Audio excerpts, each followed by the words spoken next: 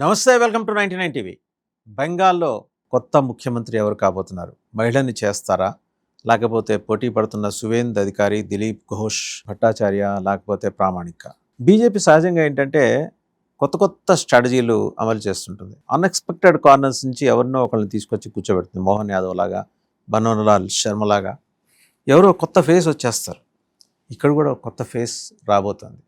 సువేందు అధికారి విజయానికి సూత్రధారి అని టముకు వేయించి వెనకాల నుంచి ఎవరినో ఒకరిని తీసుకొచ్చి ఆ కుర్చీలో కూర్చోబెడుతుంది. బీజేపీ ఎత్తుగడది.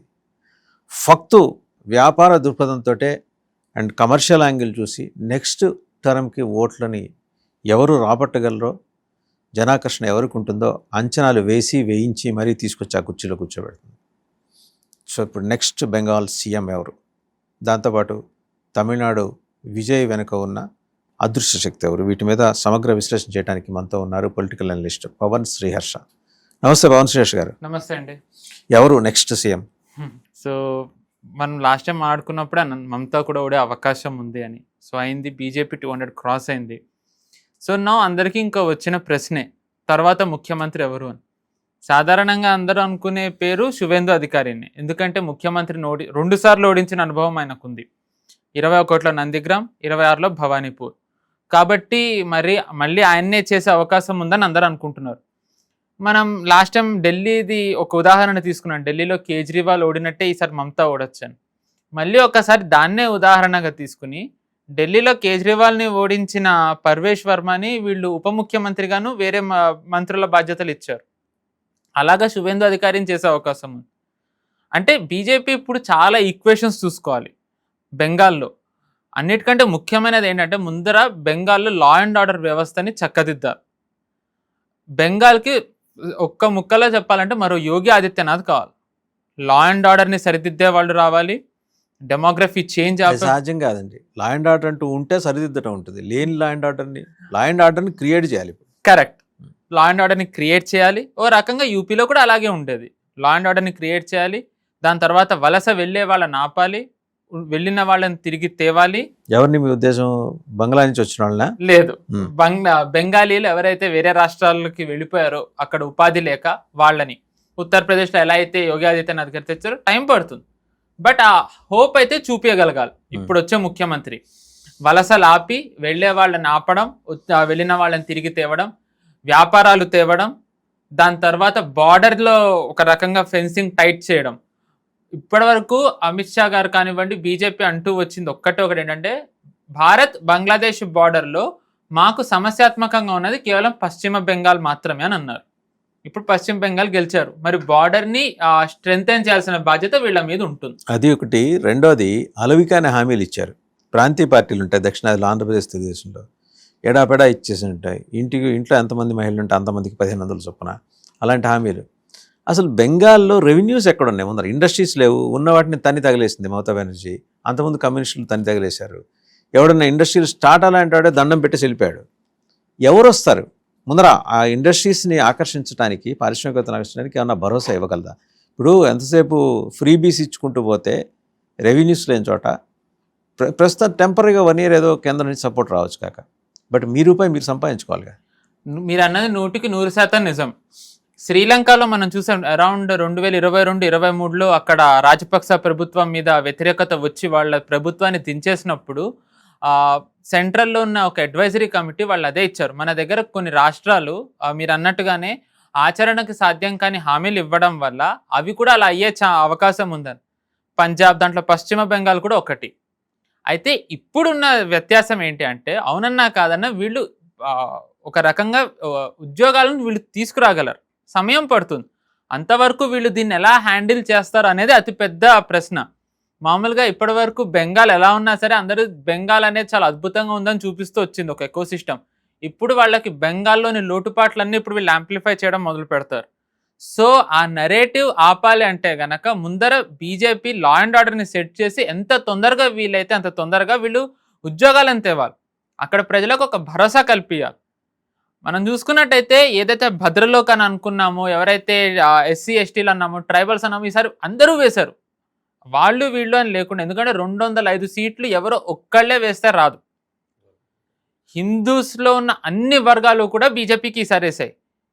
వాళ్ళు ఏదైతే నమ్మకంతో వేశారో ఆ నమ్మకాన్ని నిలబెట్టుకోవాల్సిన బాధ్యత ఇప్పుడు ఈ బీజేపీ ప్రభుత్వం మీద ఖచ్చితంగా ఉంటుంది.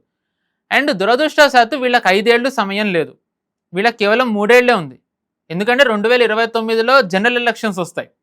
ఆ టైం కల్లా ప్రచారంలో బీజేపీ ఏమీ చేయకపోయినట్టయితే గనక అందరూ బీజేపీని నిందించే అవకాశం ఉంటుంది. కాబట్టి 3 ఏళ్లలో లా అండ్ ఆర్డర్ సెట్ చేసి కొద్ది గొప్పన వీళ్ళు వ్యాపార ఉద్యోగాలు తేవాల్సిన బాధ్యత వీళ్ళ మీద ఉంది. అంటే ఈ 3 ఏళ్లలో బెంగాల్లో అద్భుతం జరగాలి. అద్భుతం జరగాలంటే యోగి ఆదిత్యనాథ్ గారు లాంటి ముఖ్యమంత్రి కావాలి. అది వీళ్ళు ఎవరిని చేస్తారనేది అందరికీ ఒక ఆసక్తి ఉంది, ఉత్కంఠ ఉంది. అందరూ అనుకున్నట్టుగా వేరే వాళ్ళని తెచ్చే అవకాశం ఉంది, లేదంటే 2 సార్లు ఓడించారు కాబట్టి శువేందు అధికారిని పెట్టే అవకాశం ఉంది, లేదు అంటే ఒక మహిళని కూడా ముందరికి తెచ్చే అవకాశం ఉంది. రేఖా గుప్తా లాగా ఢిల్లీలో ఎవరున్నారు అంటే ఇప్పటి వరకు వాళ్ళ అగ్నిమిత్ర పాల్ అనే ఒక ఆవిడ ఉన్నారు. ఆవిడ బీజేపీ మహిళా మోర్చాని ఆవిడ కొన్నేళ్ళు ఆవిడ లీడ్ చేశారు. ఆవిడ ఉన్నారు. మహాభారత్లో ద్రౌపదిగా వేసిన ఆవిడ ఉన్నారు, రూపా గంగూలీ అని. రూపా గంగూలీ బీజేపీ ఆవిడ శివంద ఎలక్షన్ ఆవిడ గెలిచారు. ఆవిడ ఉన్నారు. అంటే వీళ్ళు ఏంటంటే 50s లోనే ఉన్నారు. బీజేపీ ఏంటంటే సుమారు 15 నుంచి 20 ఏళ్ళు ఒక రాష్ట్రాన్ని నడిపించే నేతని బీజేపీ ఇప్పటివరకు ఎన్నుకుంటూ వస్తుంది. ముఖ్యంగా మోదీ గారు ప్రధానమంత్రి అయిన తర్వాత నుంచి రాష్ట్రాల్లో ఆ లెక్కను చూసుకుంటే కనుక they both fit the bill. వీళ్ళిద్దరు అనుకుంటారు కాబట్టి వీళ్ళు అవుట్ ఆఫ్ ద బాక్స్ ఇంకొకళ్ళని కూడా ఎవరినైనా తేవచ్చు. అంటే ఈసారి వీళ్ళకి వేరే ఈక్వేషన్స్ చాలా ఉన్నాయి. ఎందుకంటే వీళ్ళు ముఖ్యంగా నొక్కిపెట్టి చెప్తున్నది ఏంటంటే మహిళా రిజర్వేషన్ బిల్లుని వ్యతిరేకించారు వీళ్ళు అని. దాన్ని ఇప్పుడు ఎలా తీసుకెళ్ళచ్చు అంటే మహిళని ఓడించారు మీరు ఉన్న ఒక్క మహిళా ముఖ్యమంత్రిని అని చెప్పి వీళ్ళు ఒక నెరేటివ్ రన్ చేయొచ్చు. ఇంకో మహిళా ముఖ్యమంత్రి చూపిస్తారే ఉంది. సో దానికి వీళ్ళు కంపెన్సేట్ అగ్నిమిత్ర పాల్ లేకపోతే రూపా గంగూలీ అవకాశం ఉంది. ఆర్ వేరే వాళ్ళు కూడా సుమారు 10 మంది ఎంతమందో మహిళలు గెలిచారని అంటున్నారు. సో వాళ్ళలోంచి కూడా ఎవరినైనా వీళ్ళు తేవచ్చు. లేదు అంటే సమీక్ భట్టాచార్య అనే ఇప్పుడు ఎవరైతే అధ్యక్షుడుగా ఉన్నారో సమీక్ భట్టాచార్య పశ్చిమ బెంగాల్ బీజేపీకి అధ్యక్షుడు, ఆయన్ని చేయొచ్చు. లేదు అంటే శువేందు అధికారినే రావచ్చు. లేదు అంటే వీళ్ళల్లోంచే శువేందు అధికారి I highly doubt Dilip Ghosh గారిని చేస్తారో అని నేను అనుకోవట్లేదు. అతను కొంత ట్రబుల్ సమ్ గా ఉన్నాడు పార్టీలో అని అంటారు కదా. అంటే ఆయనది అంటే లాస్ట్ టైం 2021లో ఆయన కొంచెం లూజ్ టాక్ చేశారు అనేది ఒక అసంతృప్తి ఉంది. కానీ ఈసారి ఆయన అలా ఏం చేయలేదు. ఎందుకంటే ఈసారి ఆయనకు కూడా చాలా బాధ్యత ఇచ్చారు. ప్రచారంలో కానివ్వండి, నేతలు ఆయన సొంత నియోజకవర్గంలో ఆయన గెలవడం కానివ్వండి, ఇలా చాలా బాధ్యతలు ఇచ్చారు. వాటిని ఆయన చాలా బాగానే నిర్వహించారు. సో మరి అంటే బీజేపీ స్క్రూ టైట్ చేసింది కొంతమందివి. ప్రామాణిక్ అవకాశం ఉంది, ఎవరిని సంజయ్ గారి ముందర ఆయన అవును. సో చాలా మంది ఉన్నారు, అంటే ఆశావాహులు ఉన్నారు. అంటే అందరికి ఇంకొకటి మనం ఏం చెప్పాలంటే ఇలా వీళ్ళందరి పేర్లు నలుగుతున్నాయి కాబట్టి ఇంకా ఎవరినో తెచ్చిపెట్టే అవకాశం కూడా. మోహన్ యాదవ్ చూసాం, కరెక్ట్, భజన్ లాల్ శర్మ, మోహన్ లాల్, పుష్కర్ సింగ్ ధామి, ఈవెన్ యోగి ఆదిత్యనాథ్ గారు కూడా అలాగే ఉన్నారు. ఇక్కడ ఛత్తీస్గఢ్ ఆయన విష్ణుదేవ్ సాయి. ఒక ఆసక్తికరమైన ఘటన ఏంటి అంటే 2023లో అసెంబ్లీ ఎన్నికలు గెలిచిన తర్వాత ఎమ్మెల్యేలు అందరితో ఒక గ్రూప్ ఫోటో తీస్తే భజన్ లాల్ శర్మ గారు లాస్ట్ రోలో లాస్ట్కున్నారు. అలాంటి వాళ్ళని తెచ్చిపెట్టారు. దాని తర్వాత మోహన్ యాదవ్ గారు అంటూ ఉంటారు బీజేపీ వాళ్ళు ఏంటి అంటే ఆయన 23లో గెలిచిన తర్వాత ఆయన అందరిని అడుగుతూ వచ్చారంట ఎమ్మెల్యేలని, నీకు తెలుసు ఎవరు ముఖ్యమంత్రి అవుతారా, నీ దగ్గర సమాచారం ఉంది ఎవరు ముఖ్యమంత్రి అవుతారా. ఆయనే చేశారు. అలా అవుట్ ఆఫ్ ద బాక్స్ ఎవరినన్నా తెచ్చినా మనం ఆశ్చర్యపోకలే. కానీ కేవలం తెస్తే సరిపోదు, వాళ్ళు నిరూపించగలగాలి. సో వాళ్ళకున్న ఈ 3 ఏళ్లలో ఎవరైతే లా అండ్ ఆర్డర్ని సెట్ చేయగలరో, ఎవరైతే 2029లో బీజేపీకి 30కి పైగా ఎంపీ సీట్లు తేగల సమర్థులు ఉన్నారో, ఎవరైతే మహిళా ఓట్ బ్యాంక్, హిందూ ఓట్ బ్యాంక్ని కన్సాలిడేట్ చేయగలరో, ఎవరైతే వ్యాపారస్తులు ఉద్యోగాలు అక్కడ పెట్టడానికి అక్కడ రాష్ట్రం ఒక ఫేవరబుల్ ఎన్విరాన్మెంట్ ఉందని నమ్మించగలరో వాళ్ళనే చేస్తారు. ఇది ఒక ఆస్పెక్ట్. తర్వాత మనం 31కి వద్దాం. 31లో ఖచ్చితంగా బీజేపీకి మళ్ళీ ఛాలెంజ్, ఎందుకంటే 5 years యాంటీ ఇన్కంబెన్సీ వస్తుంది. అప్పటి పరిస్థితులు ఇంకా ఎలా ఉంటాయో తెలియదు. మమతా బెనర్జీ ఉంటారా, అభిషేక్ బెనర్జీ లీడ్ చేస్తారా, టీఎంసీ కాంగ్రెస్ కలుస్తాయా, టీఎంసీ కాంగ్రెస్ కమ్యూనిస్టులు కలుస్తారా మనకి తెలియదు. కానీ బీజేపీకి అదొక ఛాలెంజ్. అయితే బీజేపీ ఒకటి ఏం చేయొచ్చు అంటే డీలిమిటేషన్ రాష్ట్రంలో చేయొచ్చు, జస్ట్ లైక్ అస్సాంలో చేసినట్టు. ఎందుకంటే మనం మాట్లాడుకున్నాం గతంలో కూడా బీజేపీ 294 సీట్లలో బీజేపీ పోటీ చేయలేదు. ఎందుకంటే వాళ్ళకి తెలుసు సుమారు 20 నుంచి 30 సీట్లలో బంగ్లాదేశీ ముస్లింల ప్రభావం ఉందని. కాబట్టి వాళ్ళు 250, 260కే పరిమితమై పోటీ చేశారు. దాని సంఖ్యను వాళ్ళు ఇంకా తగ్గించాలి. భారతీయులు వాళ్ళు వాళ్ళే నిర్ణయిస్తే ఓకే, కానీ వేరే వాళ్ళు నిర్ణయించడంలో అర్థం లేదు. కాబట్టి హిమంత బిశ్వ శర్మ గారు సుమారు 90 వరకే వీళ్ళకి ఉన్నదాన్ని 30 సీట్లలో బంగ్లాదేశీ ముస్లింలు ఎవరైతే నిర్ణయాత్మక పాత్ర పోషిస్తారో డీలిమిటేషన్ ద్వారా దాన్ని 15కు తీసుకొచ్చారు అస్సాంలో. సో అలాంటిది వీళ్ళు ఇక్కడ ఏమన్నా చేసే అవకాశం ఉంది. ఓకే, స్టేట్ వరకు డీలిమిటేషన్ రాష్ట్రం వరకు చేయొచ్చు, చేసుకునే వెసులుబాటు ఉందా అంటే చట్టం అనుమతిస్తుందా? హిమంత బిశ్వ శర్మ గారు చేశారు. అలాంటి ఎన్ని సెగ్మెంట్లు ఆయన చేశారు? డెమోగ్రఫీస్ మారిన సెగ్మెంట్లు చేశారా? ఎందుకంటే 2021లో అసెంబ్లీ ఎన్నికలకు వెళ్ళినప్పుడు హిమంత బిశ్వ శర్మ గారు అన్నది ఏంటంటే మేము కేవలం 90 నుంచి 93 సీట్లలోనే పోటీ చేస్తున్నామన్నారు. అస్సాంలో 126 అసెంబ్లీ సీట్లు ఉన్నాయి. ఆయన అన్నారు మిగిలిన 30 సీట్లలో మాకు మియా ముస్లింలు ఓటయ్యారని. ఆయన మియా ముస్లింలు అనేది ఎవరంటే బంగ్లాదేశీ ముస్లింలు. వాళ్ళు మాకు ఓటయ్యారు, మేము వాళ్ళని అడగాం, సో మాకు అక్కడ ఏమీ అవసరం లేదని అనేసారు. ఆ తర్వాత 2021లో ఆయన ముఖ్యమంత్రి అయిన తర్వాత డీలిమిటేషన్ చేయడం ద్వారా ఆయన ఆ 30 సీట్లను ఆయన 20కో 15కో తగ్గించారు. అందుకే ఆయన 2026లో ఏమన్నారంటే మేము 103 సీట్లలోనే పోటీ చేస్తున్నామన్నారు. మిగిలిన 23 సీట్లలో మళ్ళీ అదే అన్నారు మియా ముస్లింలు ఓట్ అయ్యారని. విచిత్రం ఏంటంటే కాంగ్రెస్ కూడా ఈసారి 23 సీట్లలోనే వచ్చింది, కాంగ్రెస్, ఏఐయుడిఎఫ్ వీళ్ళందరూ కలిపి. సో అలాగా వీళ్ళు ఏదైతే ఇక్కడ బంగ్లాదేశీ ముస్లింలది ఏదైతే ప్రభావం ఉందో దాన్ని తగ్గించడానికి వీళ్ళు డీలిమిటేషన్ చేయొచ్చు. అన్నిటికంటే ఇంకొక పెద్ద ఛాలెంజ్ ఏంటంటే బంగ్లాదేశీలను వీళ్ళు ఐడెంటిఫై చేసి డిపోర్ట్ చేయాలి. ఎందుకంటే 2014 నుంచి ప్రధానమంత్రిగా అభ్యర్థిగా ఆయనను ఎన్నుకున్నప్పటి నుంచి మోదీ గారు అంటూ వచ్చారు బంగ్లాదేశీ ముస్లింలని మేము ఇక్కడ నుంచి వెళ్ళగొడతాం, ఇన్ఫిల్ట్రేటర్స్ని మేము ఆపుతాము, ఇల్లీగల్ ఇమిగ్రెంట్స్కి ఇక్కడ స్థానం లేదని. ఇప్పటివరకు వీళ్ళు వెస్ట్ బెంగాల్ దీనికి ఒక గేట్వే హబ్ అయిందని అంటూ వచ్చారు. కానీ ఇంక ఇప్పుడు వీళ్ళు ఎవరిని నిందించడానికి లేదు, ఖచ్చితంగా వీళ్ళు ఇప్పుడు చేసి తీరాలి. గేట్వే దగ్గర కాపలా ఇప్పుడు వీళ్ళ చేతిలో ఉంది. ఇప్పుడు వీళ్ళు ఉన్నారు కాబట్టి వీళ్ళ ఇంకా వీళ్ళని ఇంకా ఫస్ట్ ఆఫ్ ఆల్ ఒక సరిహద్దుల్లో కంచె వేయాలండి. ఖచ్చితంగా వేయలేదు, ఆవిడ అడ్డుపడుతూ వచ్చింది, కంచె వేయాలి, విజిల్ పెంచాలి, ఇవన్నీ చేయగలరు వీళ్ళు, చేయగలరు ఖచ్చితంగా. ఎందుకంటే అండ్ ఇంకొకటి ఈసారి మనం బంగ్లాదేశ్ నుంచి కూడా ఒక రెసిస్టెన్స్ వచ్చే అవకాశం ఉంది. అస్సాంలో ఒకసారి ఇలాగే చేస్తూ ఉంటే బార్డర్ స్ట్రెంథనింగ్ బార్డర్లో అస్సాం బార్డర్ రీజన్లో ఒక గుడి కడుతూ ఉంటే బంగ్లాదేశీలు అడ్డుకున్నారు.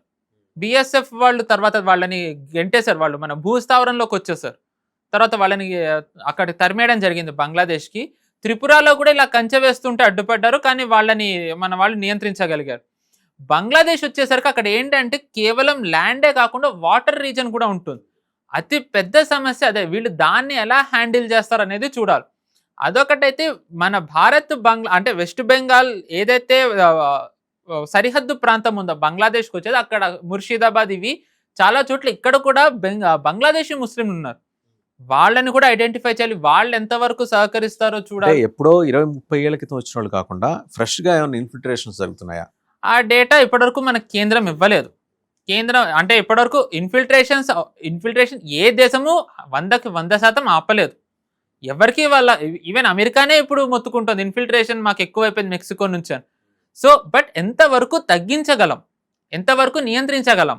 ఇప్పుడు మనం భారత్ పాకిస్తాన్ నుంచి ఎక్కడన్నా పాకిస్తాన్ నుంచి రావడం మనం వినట్లేదు. అలాగే బంగ్లాదేశ్ మొత్తం నియంత్రించకపోతే 90% అన్న వీళ్ళు నియంత్రించగలిగితే డెమోగ్రఫీ చేంజ్ ఆపినట్టే.